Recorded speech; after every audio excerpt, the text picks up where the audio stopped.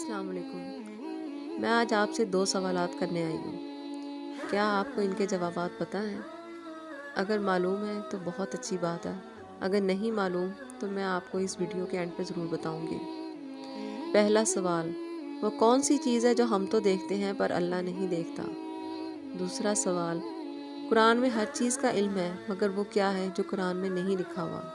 تو میرے بہنوں اور بھائیوں، کیا آپ کو ان کے جوابات معلوم ہیں؟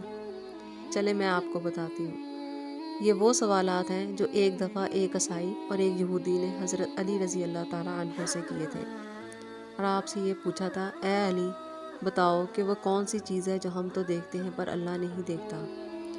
حضرت علی رضی اللہ تعالیٰ عنہ نے مسکرا کر اس کا جواب دیا کہ اللہ خواب نہیں دیکھتا، کیونکہ اللہ کو نیند نہیں آتی اور نہ اونگ آتی ہے۔ دوسرا سوال انہوں نے یہ کیا کہ مسلمان کہتے ہیں کہ قرآن میں ہر چیز کا علم ہے مگر وہ کیا ہے جو قرآن میں نہیں لکھا ہوا؟ حضرت علی رضی اللہ تعالیٰ عنہ نے اس کا جواب یہ دیا کہ قرآن میں سب کچھ لکھا ہوا ہے پر جھوٹ نہیں لکھا ہوا۔ جزاک اللہ۔